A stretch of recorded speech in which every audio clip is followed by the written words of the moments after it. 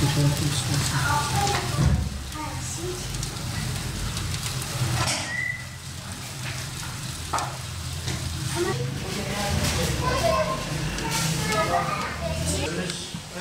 Numarada hasibeyle adlanmasın. Hasibe.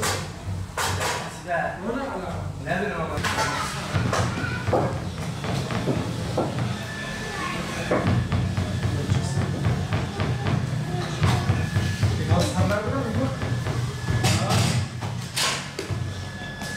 Bir tanesi burada.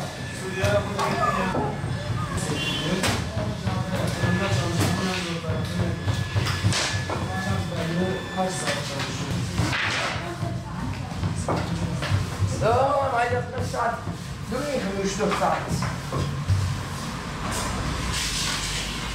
Yani soru söylersen daha iyi. Tamam.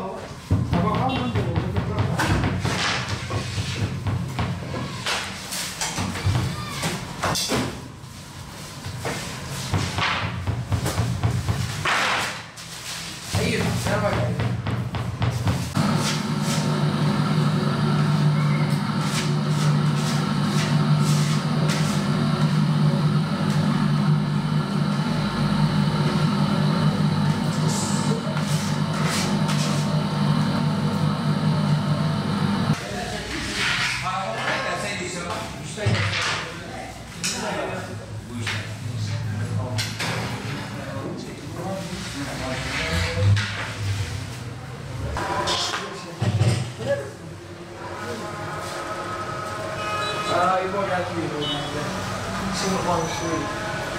Fırında en çok zor olan tarafı pazar günleri sabah saatlerinde badem biberin yoğun olmasıdır.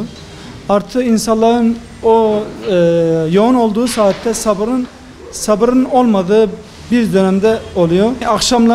Akşam saatlerinde de tepsilerin çok yoğun olmasıdır. Çok sıcak olması daha da insanı daha da çileden çıkarıyor. Yani say bitmez. Yani Allah'a çok şükür ki alnımızın teriyle kazanıyoruz. Yani elimizden geldiği kadar ekmeğimizi taştan da çıkarız Allah'ın izniyle. Helal yoldan kazanıyoruz işte. Yani şu an için Urfa'da hiç değer görülmüyor. En temel ihtiyaç fırındır Şanlıurfa'da ama biz fırıncılar olarak hiçbir değer görmüyoruz.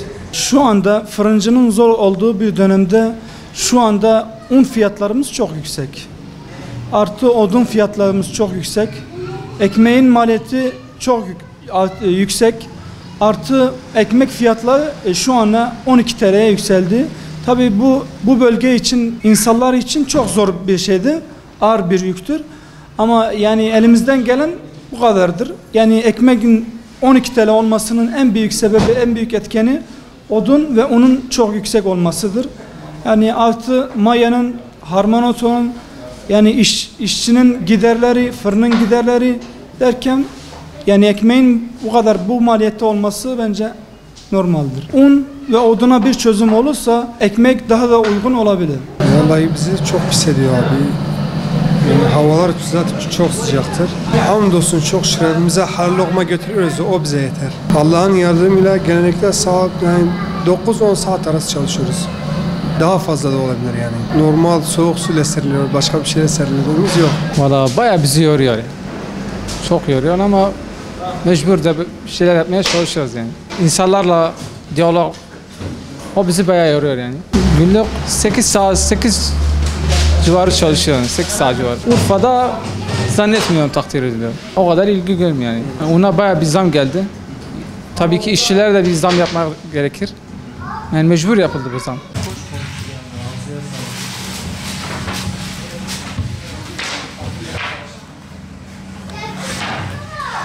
Son bu kadar. Çiğ çektim,